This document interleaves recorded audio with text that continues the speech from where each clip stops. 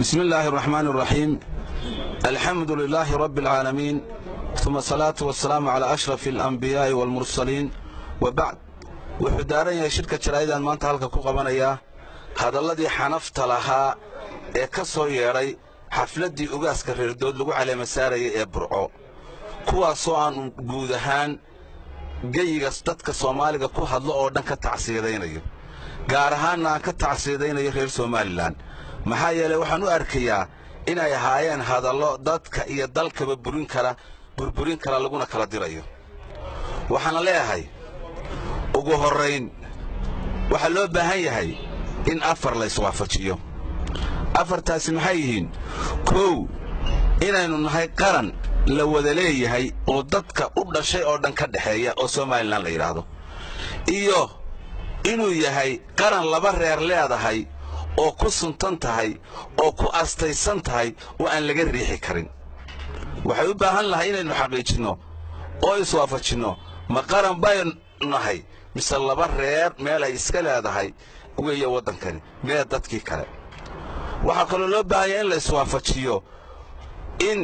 qaran kan la difaaco oo loo dhinto iyo in dadkiisa la kala diro oo la isku diro oo qayb kamida la duro oo loo duxuro waxay u baahan tahay qarankan in loo dhintaa oo la difaaca iyo in dadka la kala diro oo la isku diro oo qayb la duro oo loo duxuro in la iswaafajiyo waxaanu kala u baahan lahayn inaynu iswaafajino oo aan leeyahay raggii shacabka burca ka tumayay iyo ninkii halka ka hadlayay iyana iswaafajiya irbad iyo dhuub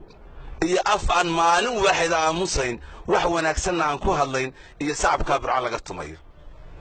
saddexdaana waxaan leeyahay hal la iswaafajiyo waxaan kaloo leeyahay hal la iswaafajiyo ereygii shalay Hargeysa laga lahaa ee ahaa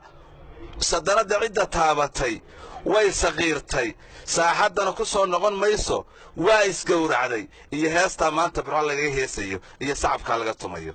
waxaan leeyahay afarta hal la iswaafajiyo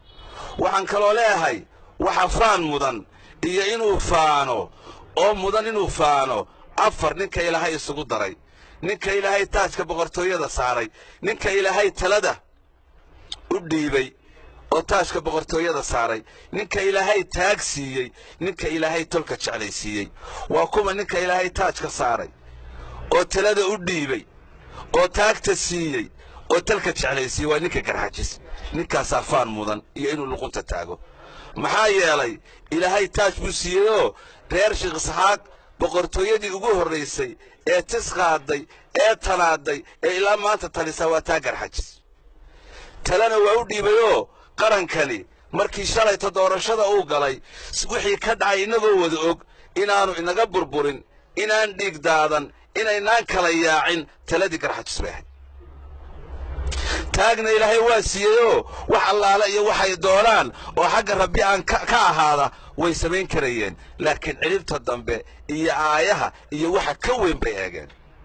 tolkana waa jecel yihiinoo mar walba iyagoo arkaya sheegaanta iyo hagbada iyo waxa aan qarankan iyo dalkan dan ugu jirno lagu celcelinayn way ka aamusaan wayna u turaan taag uma waayin waxayna leeyihiin dadkan waxay aaminsan yihiin inay ka mas'uul yihiin afarta ninka Ilaahay siiyay xaashee ninka uu bafaan mudan waxa kale oo aan ka warramayaa geela markuu ooman yahay ee ceelka lagu sii wado hees buu leeyahay markuu fulo ee wabaxa yahayna hees buu leeyahay geela markuu oomanaa ee ceelka ku sii socday jeegaanta iyo hagbada loogu heesayay maanta uu fulay oo wabax yahayna jeegaanta iyo hagbada loogu celinaya alla ilaahay geelaasuna geelaynu naqiin maaha inanka ku heesayaana heesta uu qaadayo mid aynu naqaan mid la fahmi karo maaha dalkan iyo dadkan iyo diintan midna la dani ugu ma jirto waxaan leeyahay heesta lagu celcelinayana ha laga waantoobo heesta lagu celcelinayo ha laga waantoobo waxaan kaloo ka hadlayaa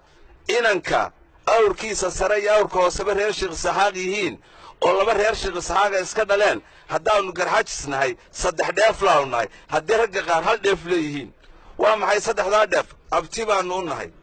adeerna waanu u nahay madaxna waanu u nahay falillahi alxamdu waxaanu aaminsanahay inanka laba reer Sheekh Isxaaq iska dhaleen inaanu abti u nahay oo adeer u nahay oo falillahi alxamdu mas'uul ka noo madax u nahay waxaan kaloo ka hadlayaa maalmaha waxa soo noqnoqonayay nabadged dhammaan geyiga af Soomaaliga lagaga hadlo oo dhan waxaan ugu baaqayaa nabad nabad nabad nabad baa naas lanuuga leh nabad baa nabad iyo caana leh nabad baa horumar leh dhammaan dadka af Soomaaliga ku hadla waxaan ugu baaqayaa nabad gaar ahaan Puntland iyo Somaliland waxaan ugu baaqayaa nabad waxaan leeyahay labada dhinacba darisnimada aynu ilaashano muslimnimada aynu ilaashano wada dhalashada aynu ilaashano xigtinimada iyo xididnimada aynu ilaashano aakhiradeena iyo adduunkeennaba u talino waa sidee hadallada xanafta leh ee tiifiyada la isu marinayo labada dhinacba ha la joojiyo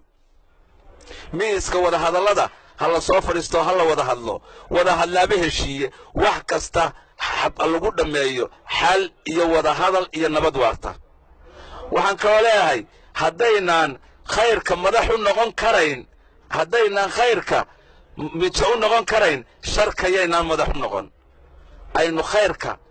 madax u noqonno oo waa maxay nafteenna iyo dadkeenna iyo dalkeennaba aynu ku ilaalinno inaynu innagoo isku duuban oo mid ah oo midnimadeenna ilaashanay nabadda aynu ka wada shaqayno difaaca ugu wanaagsani waa nabadgelyada oo laga shaqeeya difaaca ugu wanaagsani waa walaaltinimada oo la ilaaliya difaaca ugu wanaagsani waa darisnimada oo la ilaaliya xabadi xal maaha waxa loo baahan yahay wada hadal in lagu dhammeeyo iyo is-afgarasho iyo wanaaga oo la isfaro mar labaad iyo mar saddexaadba Puntland waxaan leeyahay waddankiina waxaa ka jirta maamul goboleedkiina nabad baa ka jirtay qaan gaadhay xagga iyagana nabad ka sii weyntiina baa ka jirta daniina waxay inoogu jirtaa nabadgelyadeena inaynu ilaashano shacabka labada dhinac waa walaalo wax dhibaato oo dhex yaalla ma jiraan yaan balo iyo dab la qabadsiin lana dhex dhigin